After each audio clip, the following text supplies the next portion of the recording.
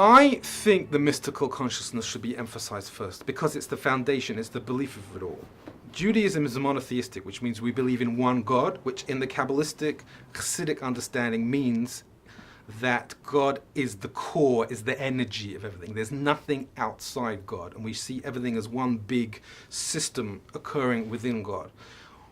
It's important to get that fundamental straight beforehand. That's the building block which everything else stands on.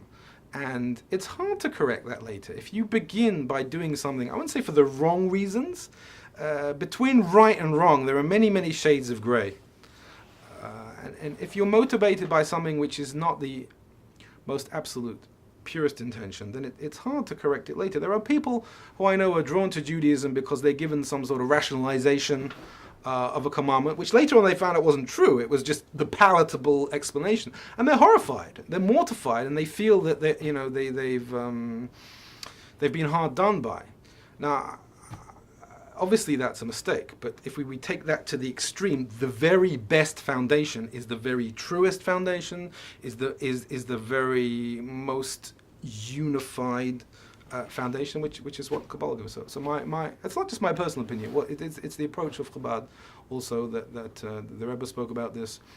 That it's good to give people mystical consciousness first because that's the foundation. I would combine it with a little bit of ritual observance at the same time. I would say, oh, you want to study the Kabbalah? Maybe let's just put on tefillin first, so you should appreciate it. This isn't just a detached science. And when you've done that for 5 minutes, we can sit and this is not necessarily a contradiction that you have to learn the essence of Judaism. No, Nasav Nishma is a foundation. You do, and then you understand. It's crucial to have some element of doing, but it doesn't have to be a full embracement of all the commandments of the Torah. Try a little bit. It could be putting a charity box in your office. Make a little. Seems like a tokenism, but it's not. Make a little attachment to Judaism, indeed. But what I was really answering was another question: that what are we going to study first? What is going to be appealing first?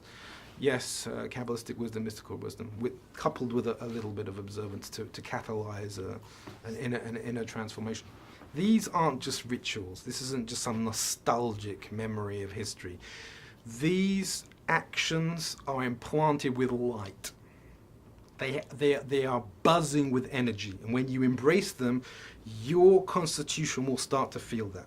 Don't take that from me, just try it a little bit. Don't overwhelm yourself by no means just embrace everything overnight. That would be a big mistake. But taste a little bit of the rituals of Judaism, and you'll see they're not just rituals. They're powerful tools in becoming more whole as a Jew. You start to feel that you're more true to yourself. There's always a resistance with that. The most resistance people have is with observance, not with listening. People are willing to listen to it. But it's important that some of that resistance is encountered. And that's why the Chabad approach has always been start off with a mitzvah. Don't limit it to that, but there's, the Lubavitch Rebbe in the 60s started this idea of putting on tefillin in the street with people, which was very controversial in its day. But the idea is taste it. If a dietitian, if a nutritionist would say that I'm not going to eat till I find out what's good for you, they get very hungry. It's the same here. There's a certain, it sounds silly, nutritional, but there's a spiritual power in the activity that you can only appreciate when you taste it. Just taste a little bit, and that will enhance your initial encounter.